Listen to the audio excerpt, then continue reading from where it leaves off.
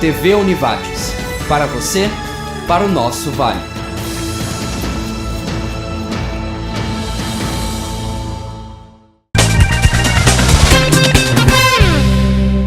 Boa noite, estamos começando o programa Entre Linhas pela TV Univates com o propósito, no programa de hoje, abordar a questão drogas, álcool, drogas lícitas e ilícitas, envolvendo a juventude, não só a questão das drogas, mas o que tem rolado, o que tem envolvido os adolescentes, especialmente os adolescentes nos dias atuais.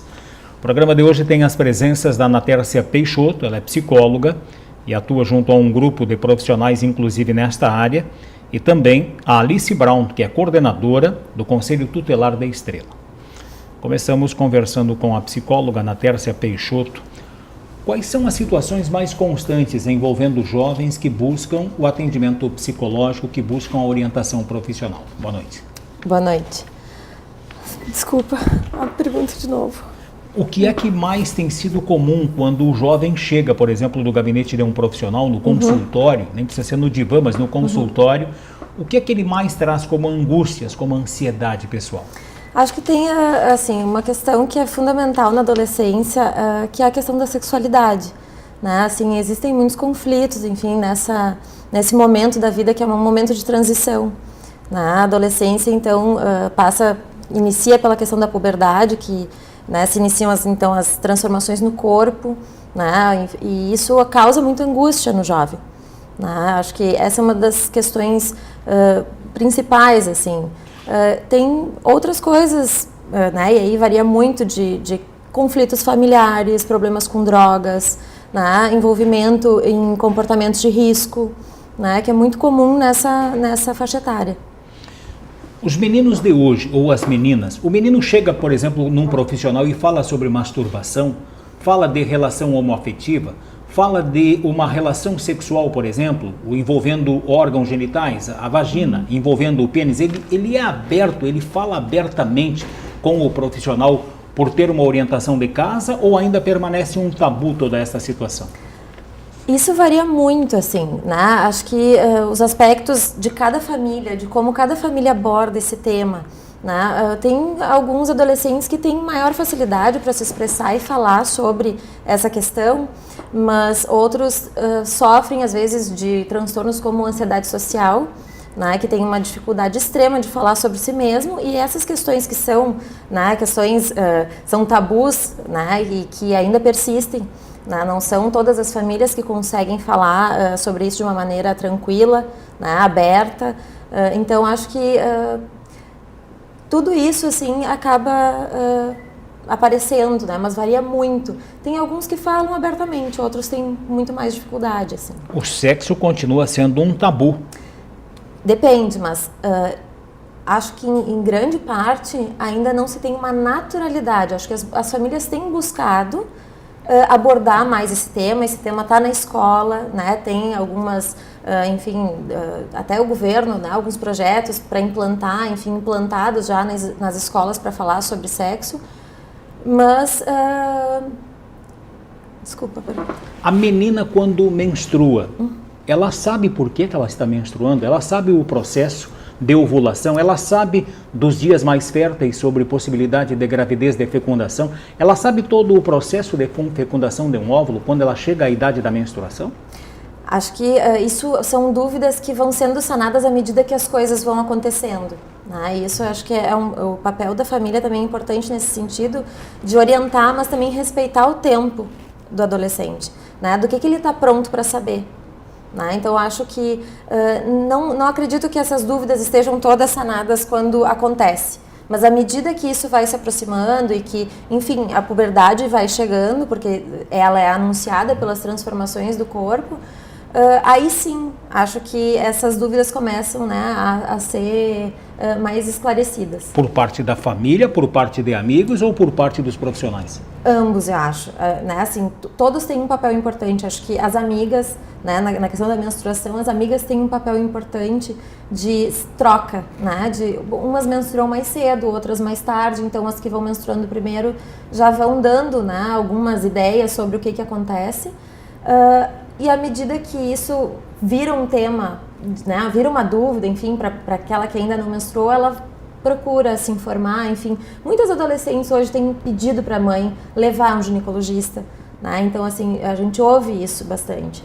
Né? Que, bom, chegou num momento que a menina se interessou por questões da sua própria sexualidade, do seu próprio corpo e pediu ajuda. Né? Às vezes essa orientação vem primeiro da família, é muito relativo. Tem ocorrido e preocupado principalmente as mães, claro que os pais também, de vez em quando, e tem sido mais corriqueiro nos últimos tempos, a menina pedir que os pais ou a mãe levem ao ginecologista porque quer começar a utilizar um contraceptivo, um comprimido anticoncepcional, por exemplo. E aí preocupa os pais. Bom, por que é que ela está pretendendo buscar um método contraceptivo se nós nem soubemos que ela está ainda em plena vida sexual?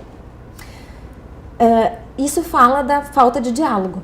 Né? Quando isso acontece, em geral, é porque não há um diálogo aberto sobre sexo na família. Né? E cabe aos pais também, né, essa responsabilidade. Porque, claro, que a criança vai trazendo, e à medida que vai, desde muito cedo a criança se questiona e questiona os pais sobre, por exemplo, de onde vêm os bebês, como é que... Né? Então, são questões que falam da sexualidade. Mas cabe à família quando não vem essa espontaneidade da criança, da família proporcionar essa compreensão, né? E de deixar um canal de comunicação em aberto, né? Não é antecipar as coisas, é deixar claro que esse é um tema que pode ser falado, né? E que à medida que a criança ou o adolescente se sentir pronto e confortável para falar sobre isso, que vai ter a mãe e o pai ali que vão discutir sobre isso de uma forma natural. Né? Adotar essa postura rígida, onde não se pode falar, acaba dificultando muitas coisas.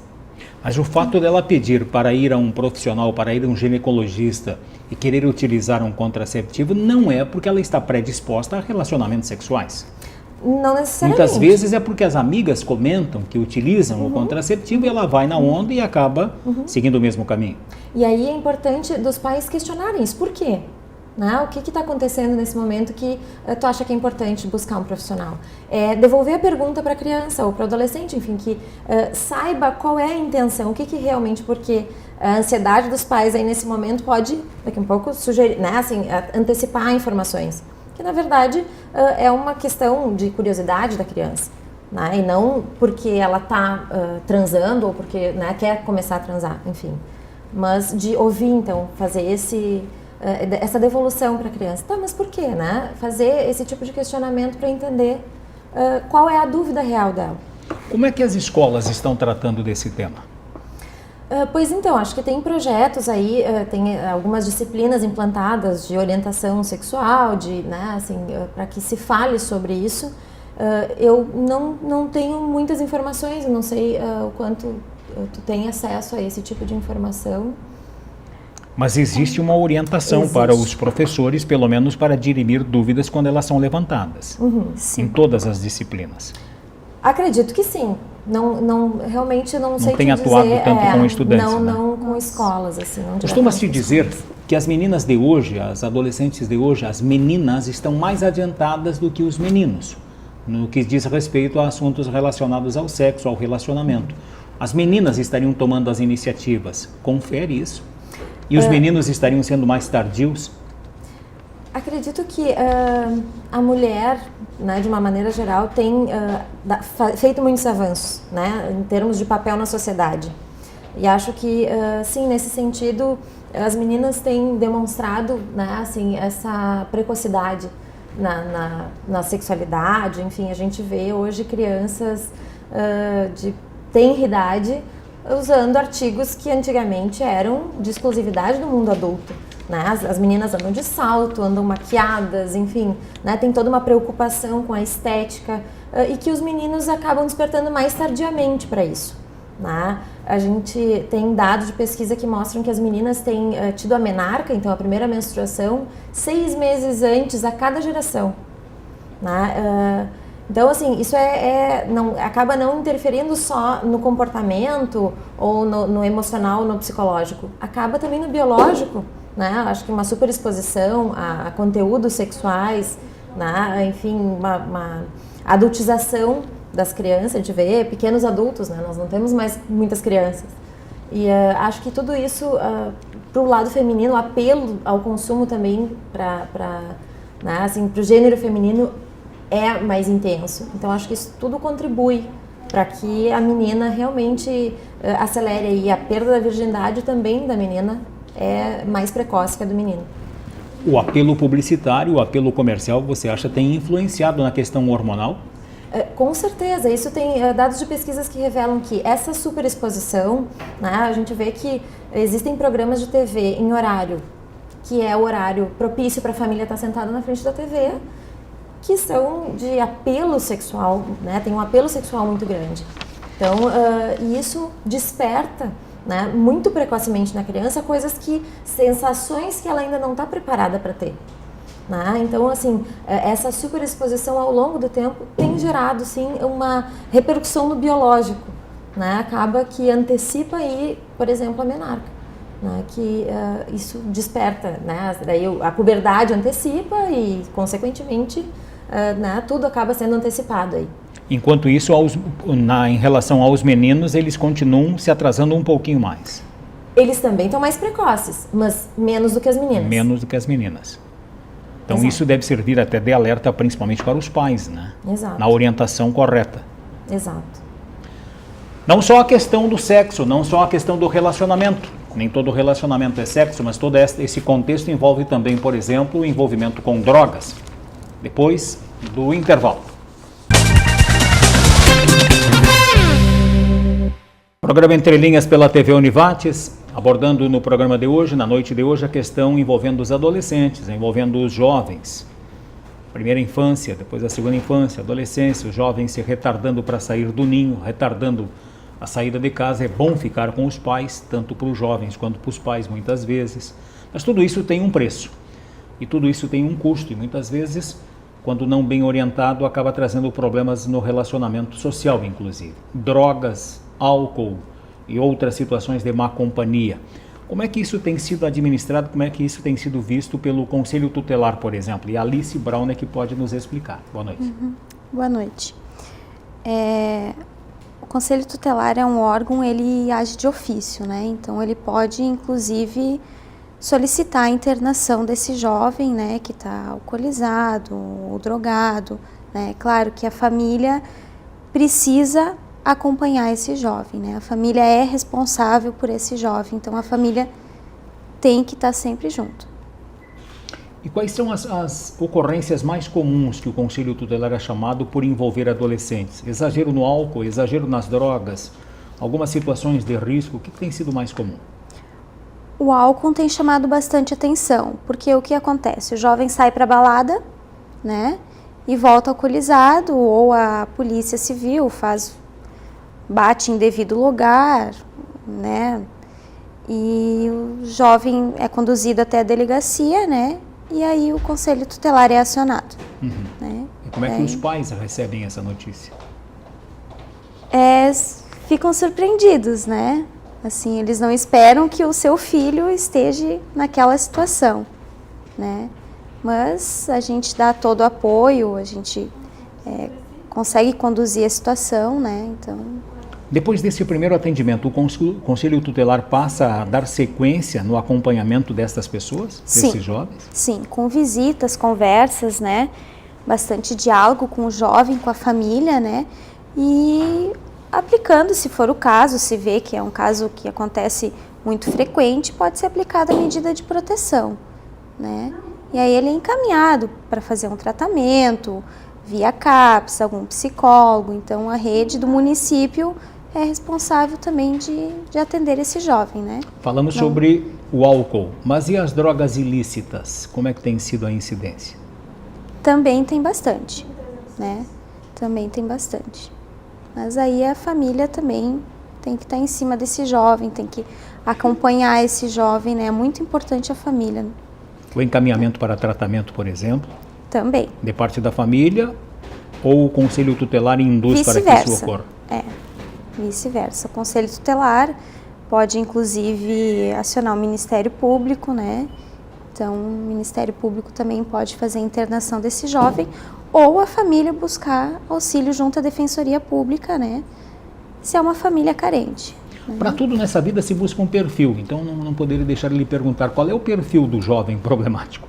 É aquele que vem de uma família desarregrada, é aquele que deixou os estudos, é aquele que se evadiu da sala de aula, é aquele filho único, é aquele filho de uma família que tem 8, 10 filhos? Qual é o perfil dele, do problemático? É um conjunto. Normalmente são as pessoas mais carentes. Então, nessas pessoas carentes, tu vê que a família é desestruturada, né? A gente percebe que ou o pai já é alcoólatra, ou a mãe tem algum problema mental. Então, é todo um conjunto. E aí, esse jovem, essa criança vai crescendo naquele meio, vai vendo aquela situação, né? E provavelmente essa criança vai evadir da escola, então o Conselho Tutelar também age nisso, né? A gente também age nesse papel no âmbito escolar, né? Você cita que a origem mais frequente é de famílias humildes, mas nas famílias mais abastadas, melhores aquinhoadas, será que não há uma alta incidência, porém o acobertamento dos fatos também não é maior e aí não chega ao Conselho Tutelar? Pode ser. Também. Porque nenhuma família está livre desse, nenhum jovem está livre desse tipo de problema. Com certeza. E o jovem continua sendo muito influenciado pelas companhias. Sim. Pela turma, pela tribo. Sim, também. Pelos amigos. Também. Isso tem sido relatado também nos gabinetes psicológicos? Acho que tem aí uma questão importante para diferenciar que a grande maioria dos jovens, se eu não me engano, mais de 60% já tiveram contato com álcool, né? Na idade, assim, passando do ensino fundamental para o ensino médio. Mas não são todos que vão desenvolver problemas significativos de acabar tendo prejuízos. A experimentação faz parte da adolescência e claro que as drogas estão aí, o acesso está fácil e eles têm experimentado, né? Mas diferenciar assim, o que é experimentação, né? O que pode ser entendido como algo que faz parte da adolescência, daqueles que requerem, né, uma internação, enfim, que realmente acabam se envolvendo, né, mais com drogas e, enfim, acabam tendo maior prejuízo com isso, né? Acho que esse é um ponto importante, assim. Por isso, a importância da família, né? Da família também abrir esse canal de comunicação para essa questão, né? As drogas estão aí, né? O acesso é muito fácil e, enfim, faz parte da adolescência. Né? A bebida, enfim, que a gente tem como uma droga que é lícita, então aceita culturalmente e é perigosa porque ela realmente é a porta de entrada, né, para o adolescente e para outras drogas. Né? À medida que ele bebe, ele tem menos consciência, menos capacidade de tomar uma decisão, né? O juízo crítico fica prejudicado para avaliar as consequências daqueles atos. Então, acaba, sim, propiciando que ele vá para outras drogas ilícitas daí. Acho que são algumas questões importantes da gente ter em mente, assim, que... Se referindo à questão da bebida alcoólica, quando o pai abre a latinha de cerveja para acompanhar o time preferido que está jogando, e ele está assistindo pela TV ou ouvindo pelo rádio, ou ele vai ao estádio, abre uma, abre duas, abre três, e o filho enxerga toda aquela situação, não lhe encoraja também para outras situações de euforia pessoal ele tomar o mesmo procedimento, adotar o mesmo procedimento? Exato, assim, os pais são os primeiros modelos que a gente tem desde que nasce. São os exemplos, né? A gente aprende a partir das experiências, né? E ter isso como uma coisa, enfim, boa, natural, o pai se sente, né, fica eufórico, fica alegre, às vezes passa a semana inteira sisudo porque está trabalhando, enfim, chega no final de semana, bebe e aí os problemas aparentemente se resolvem, né? É lógico que isso influencia diretamente o comportamento do jovem. Começa dentro de casa o exemplo. Não tem regra, entende? Tem famílias que, enfim, em geral, não têm o costume de beber e um jovem acaba, às vezes por influência da turma, dos amigos, buscando uma aprovação, fazer parte do grupo, acabam se envolvendo. Mas que esse é um fator de risco, sim, para que ele acabe, né, enfim, bebendo e tendo esse hábito. É o caso da experimentação das drogas mais pesadas também. Com certeza.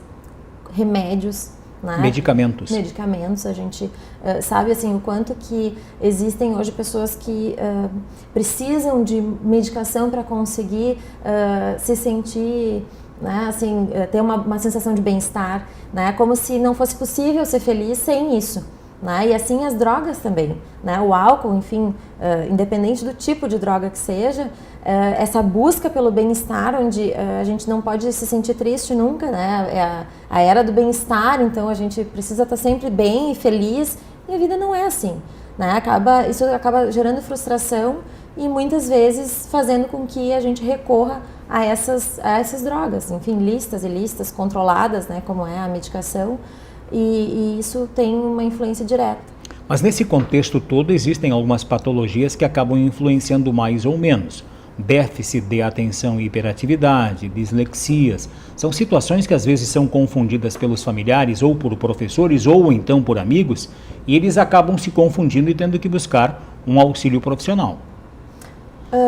Um jovem hiperativo, por exemplo. Muitas vezes é confundido como alguém irrequieto, alguém que não... tem que ser medicado, ele tem um problema. Na verdade, ele é hiperativo, ele é de alta produção, de alta produtividade. Uhum. É muito comum. É muito comum. É muito comum. E isso vem, muitas vezes, a queixa relatada da escola, né, e em casa também, porque ter uma criança inquieta em casa dá trabalho, né, e na escola, então, na sala de aula também. Né, requer mais atenção, mais disponibilidade dos adultos que estão ali cuidando daquela criança. E acaba que essa criança é encaminhada como se tivesse um problema. E na verdade ela tem energia. A criança precisa brincar, ela tem que se expressar, ela tem, né, assim, ficar sentada numa sala de aula durante horas, para uma criança de 8, 9 anos, pode ser insuportável, porque ela está numa idade onde ela tem uma energia extrema e vontade de brincar, e, enfim. Isso acaba sendo confundido, sim.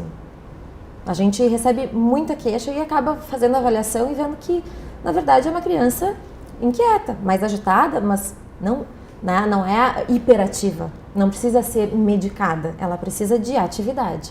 Uma criança hiperativa pode se transformar num adolescente com alguns vícios, com alguns costumes, com algumas situações não tão corretas? É um perfil de alguém que deriva, por exemplo, para o álcool ou para situações mais perigosas? Eu não sei te dizer em termos de pesquisa, assim, né, se existe uma correlação direta, né, entre hiperatividade e, enfim, a gente sabe que a hiperatividade gera uma certa impulsividade, né, e a impulsividade sim é um fator de risco para o uso de drogas, enfim, né, para esses comportamentos de maior risco. Né, tanto dirigir em alta velocidade, né, não avaliar, não pensar nas consequências antes de agir. Né? A impulsividade é isso, então eu ajo antes, né, princípio do prazer, eu quero, eu vou lá e faço, depois eu penso no que eu fiz. Né? Isso é impulsividade. Acredito que aí a gente possa estabelecer alguma relação entre a hiperatividade e a questão, né, do uso de drogas, enfim, de envolvimento nesses comportamentos. O que é que os nossos jovens estão elegendo como prioridade de vida, como grande plano de vida? Depois do intervalo comercial, abordamos esse assunto.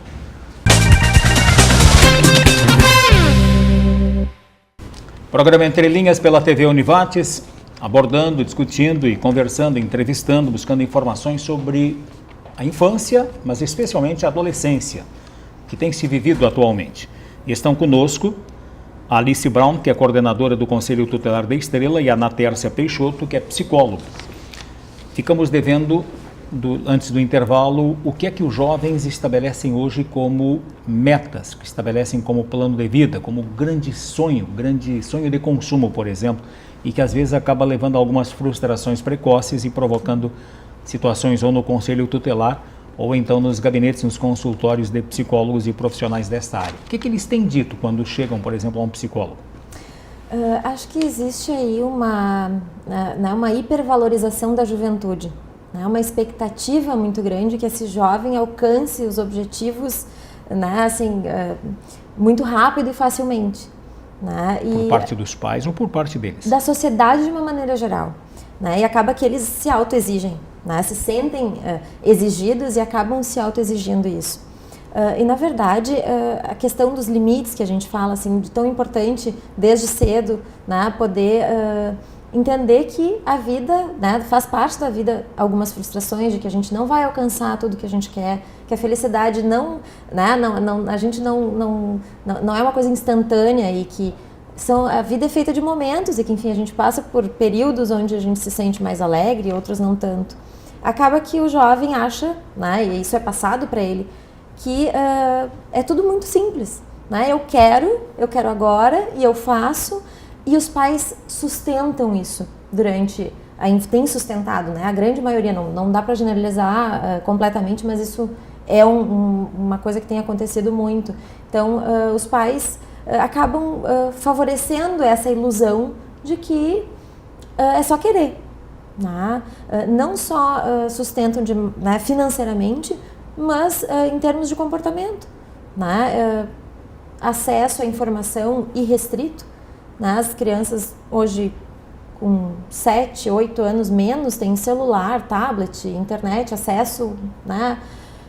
O que na verdade acaba também trazendo esse mundo de ilusões. Eu posso estar em qualquer lugar do mundo de graça a qualquer momento, né? A internet me proporciona isso. Eu tenho acesso a questões relacionadas ao sexo, a qualquer informação disponível, né? E isso seduz muito o jovem, né? À medida que ele sai desse mundo, né, que é um mundo virtual, e se depara com o mercado de trabalho, com a realidade, impõe frustrações inevitavelmente, porque o mundo real, né, um pré-requisito é a tolerância à frustração. Né? Eu conviver com um outro, o ser humano, né, o convívio entre o ser humano, o relacionamento impõe frustrações, o outro não responde sempre da maneira que eu espero. As redes sociais estariam distanciando eles da realidade. Eu acho que tem os dois lados, né? Num ponto de vista, a internet, enfim, acaba facilitando muitas coisas, aprendizados, relacionamentos, né? Aproxima pessoas que estão distantes, acho que tem um papel importante. Mas, por outro lado, distancia quem está perto, né? Quantas vezes a gente vê irmãos se comunicando dentro de casa pelo Facebook, né? Por Messenger, enfim, e acaba então estão ali dentro de casa, mas, né, separados por um mundo virtual. O fato deles estarem retardando a saída de casa, de estarem retardando a ida ao mercado de trabalho, buscando a oportunidade de emprego bem mais tarde e ficando com os pais, 20, 22, 24, 26 anos, não se preocupando em relacionamentos mais duradouros ou mais fixos e querendo ficar em casa. É uma vontade deles, uma situação que os pais procuram tendenciar para que eles também fiquem acompanhados, e o que isso tem trazido de problemas a mais? Acho que de ambas as partes, assim, né? Tanto os pais alimentam isso, quanto justamente essa intolerância e frustração. Como assim eu vou ter que morar sozinho e lavar roupa e lavar louça e me governar, enfim, me preocupar com coisas do mundo adulto se eu ainda não estou preparado? Né? Então, e os pais alimentam isso. Né? Por um lado existe uma adultização e por outro lado uma regressão, no sentido de que hoje a adolescência pode se estender até os 30 anos. Né? Nós temos aí adultos com 30 anos com comportamentos adolescentes. Né? E, em geral, as famílias começam a se preocupar muito tardiamente com isso. Porque tá confortável, eu não preciso me preocupar com meu filho, que, né, hoje em dia o mundo tá perigoso, enfim, a gente tem a questão da violência. Eu sei que meu filho está ali, ele está sendo bem cuidado, estou vendo, então acaba segurando esse jovem no ninho. Né? Existem os dois lados da moeda. O jovem fica confortável, afinal de contas eu não preciso ter responsabilidades. Né? Eu acabo sendo cuidado até né, assim, a idade onde antigamente já tinha se virado adulto há muito tempo. E não pode se tornar um adulto irresponsável depois na condução de uma família e de filhos? Ou da própria vida financeira? Não existe regra também. Acho que sim, tem repercussão, tem consequências. Né? Então, assim, uma dificuldade em assumir responsabilidade, quanto mais tarde, mais difícil da gente aprender. Né? Quando a gente ainda é jovem, a gente tem mais energia e disposição para aprender, né? A se virar, enfim, a tolerar algumas coisas, em buscar. Quando a gente vai ficando mais velho, começa isso a ficar mais difícil. Né? Então, acho que existe aí uma repercussão, uma consequência que sim, a gente acaba vendo jovens imaturos, né? Assim, adultos imaturos que, né, antes seriam adultos e hoje a gente tem como adolescentes lá com 26, 27 anos, e que com muita dificuldade de assumir a responsabilidade, né? Entenda-se responsabilidade como assumir as consequências de seus próprios atos, né? Então, assim, eu sou responsável por aquilo que eu faço, né? E realmente a gente tem visto que existe essa dificuldade. O fato do jovem, o adolescente estar chegando aos 17 e 18 anos pronto cronologicamente para ingressar num curso de formação superior, numa universidade, pegar 4, 5, 6 anos de intenso estudo, de intenso trabalho, condiz com a preparação psicológica dele nesta idade? Ele está pronto para isso? Aí é a minha opinião, assim, acredito que essas escolhas são escolhas muitas vezes definitivas, né? Então, assim, é algo que ele vai fazer para o resto da vida, né? E como a gente vê, assim, existe essa imaturidade, né, que se estende por mais tempo e muitas vezes ele não está preparado, para nem sabe se é aquilo que quer. Ele não está preparado para escolher a profissão que ele vai ter para o resto da vida, né? E isso também acaba impondo muitas vezes a frustração, porque daí tem a exigência, tem que ser tudo cedo, o mercado de trabalho está cada vez, né, exigindo que tu seja mais novo, né? Então, quanto antes tu te forma, melhor, né? Às vezes tu vê jovens com 26, 27 anos que estão fazendo doutorado, né? Que, enfim, então tu vai ficando para trás, e isso pesa na hora de decidir trocar de curso, enfim, isso acontece muito, né? De daqui a um pouco começa 2, 3 faculdades e não se encontra, né? Porque é muito cedo ainda, né? 17 anos, 18 anos para a maturidade cognitiva do adolescente hoje, talvez tenha, né, isso seja bem precoce mesmo. Fazer uma faculdade, fazer um curso de 3º grau é sonho de consumo da juventude atual?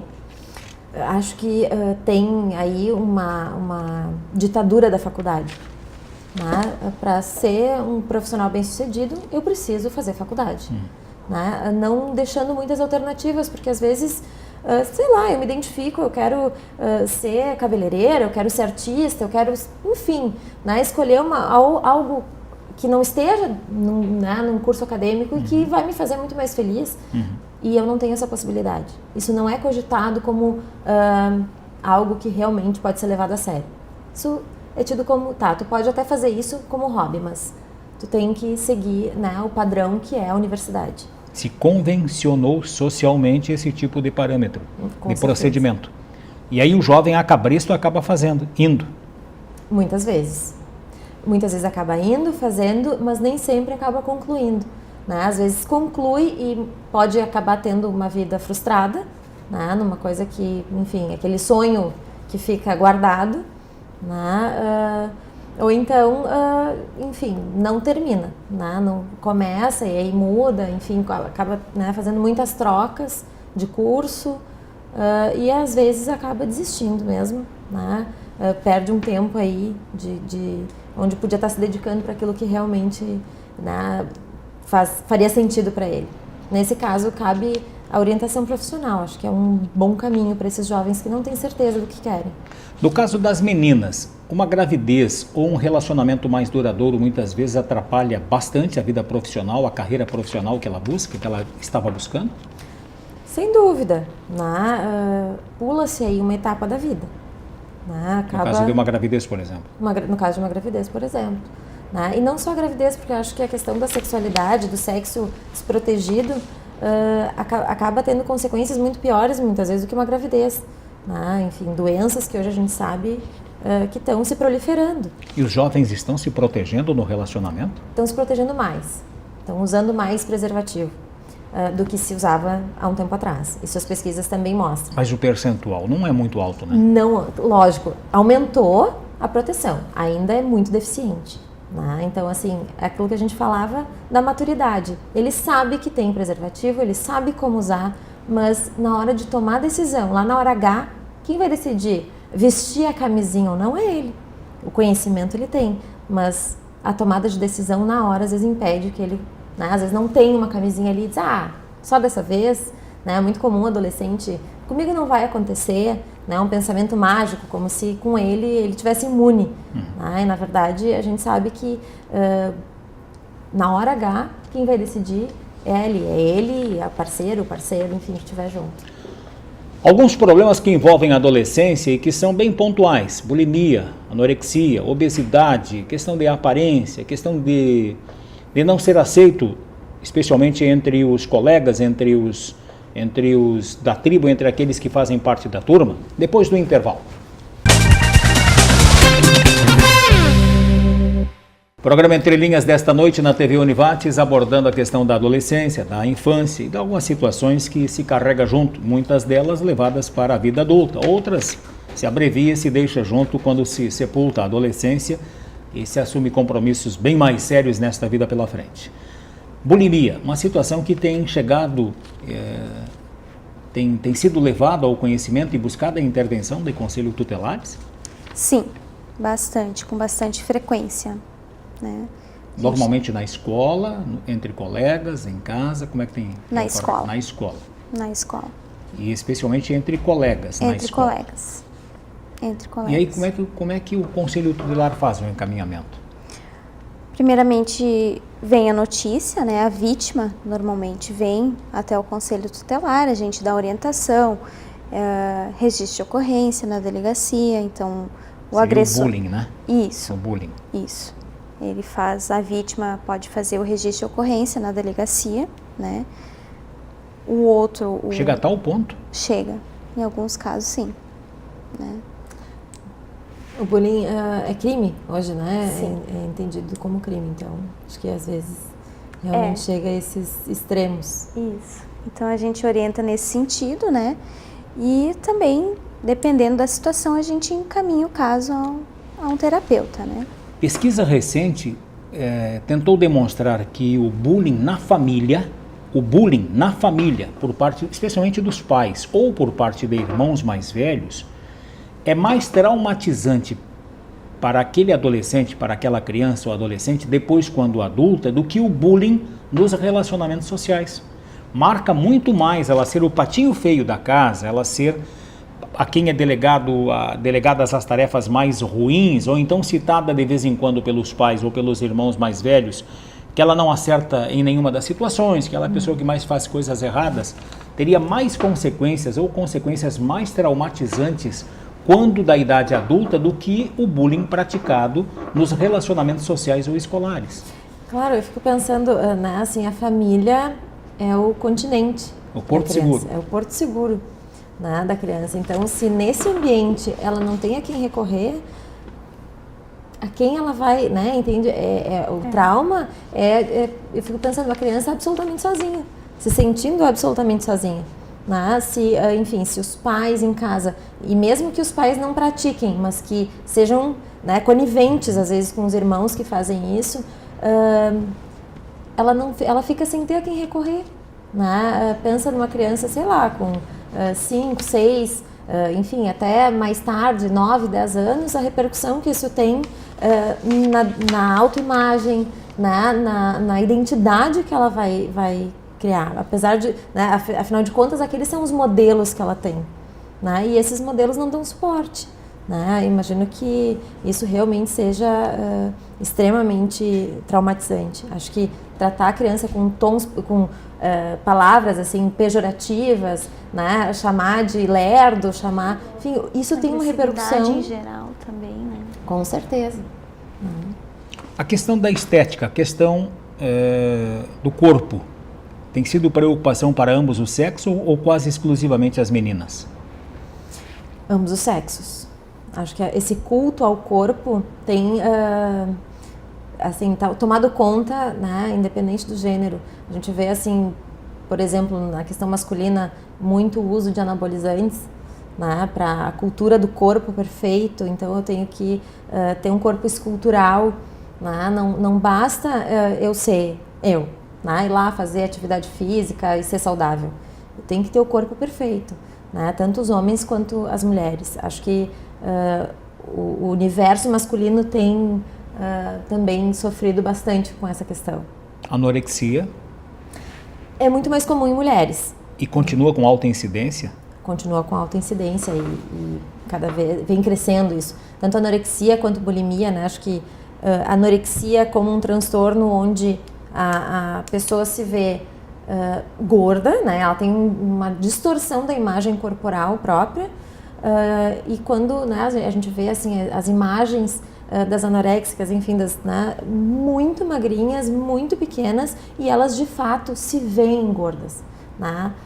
Na bulimia é diferente, em geral elas não têm tão baixo peso, né? O peso é geralmente normal até um pouco acima, mas aí existem formas de purgar, né?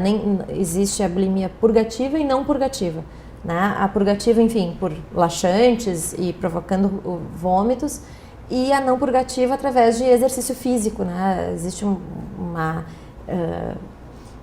prática absurda de exercício físico para conseguir compensar aquelas ingestões alimentares que são absurdas, assim, de quantidade de comida que elas ingerem. E a participação dos pais nesses casos não tem agravado ainda mais as situações?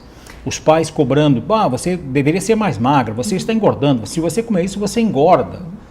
Isso não cria um clima punitivo na cabeça desses adolescentes? Com certeza, acho que não só os pais, mas a sociedade como um todo, né? A gente tem aí apelos, também voltando um pouco a falar da questão da mídia, assim, né? Então a gente vê revistas que têm as imagens tratadas, são todos felizes, magros, lindos, ricos, enfim, essa é a ditadura. Para ser feliz tem que ter tudo isso. E, na verdade, isso não existe. É um Photoshop, uma ilusão. Não existe. A gente não tem como alcançar esse ideal. E uma outra situação muito recorrente nos dias atuais. Os jovens, os adolescentes, filhos de famílias que estão separadas. Filhos de pais separados. Filhos de família constituída por uma pessoa, que tem sido uma situação também recorrente. Tem gerado confusão e atrapalhos na cabeça desses adolescentes?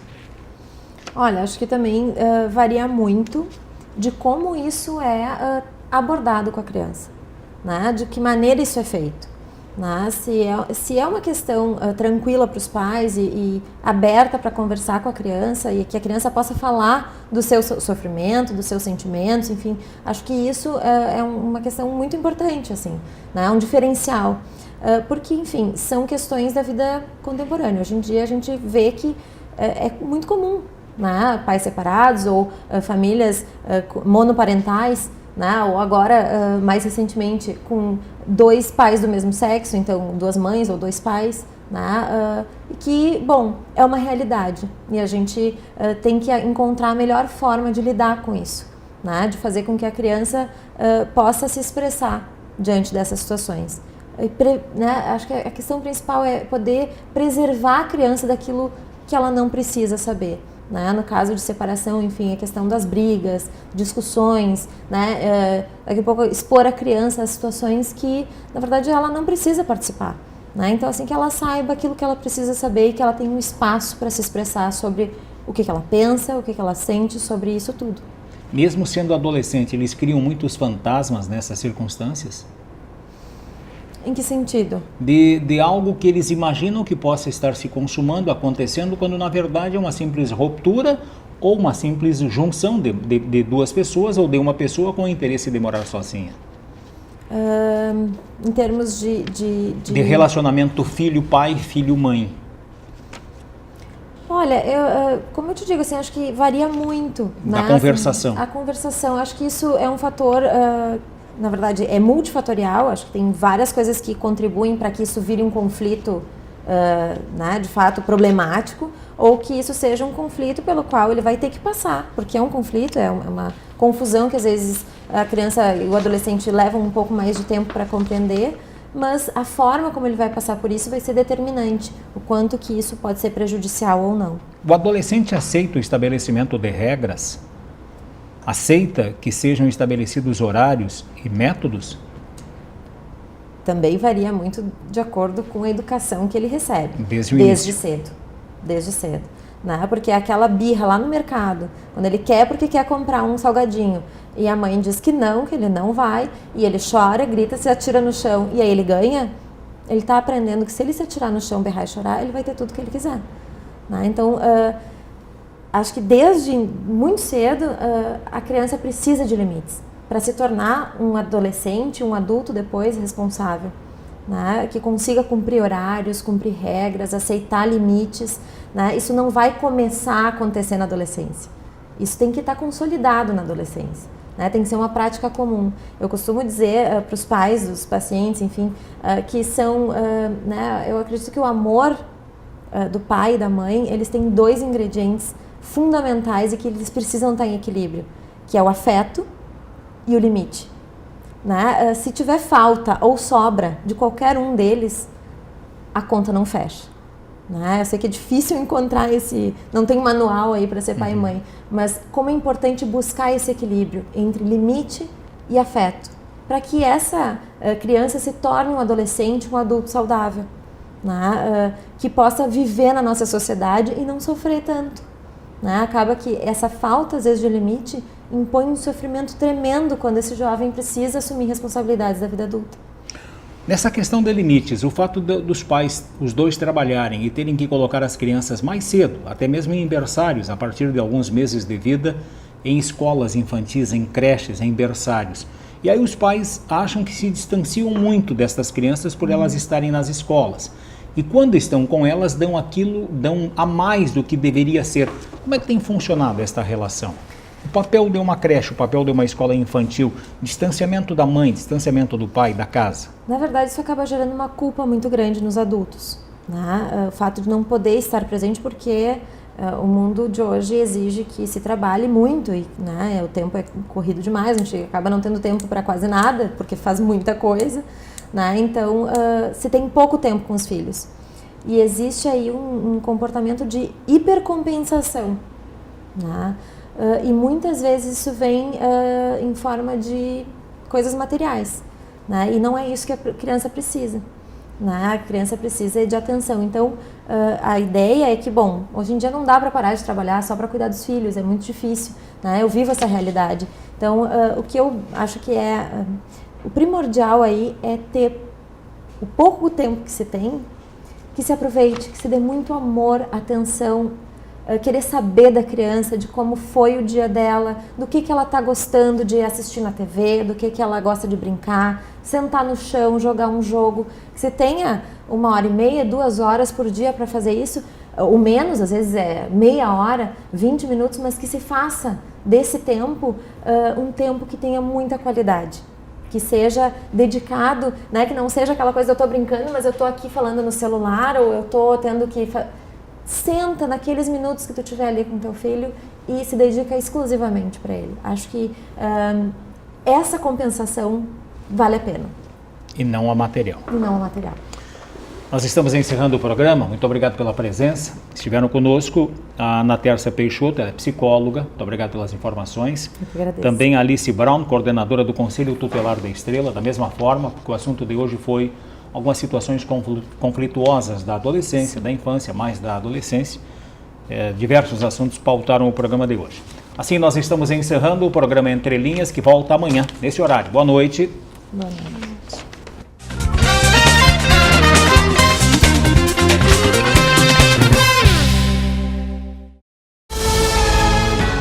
TV Univates.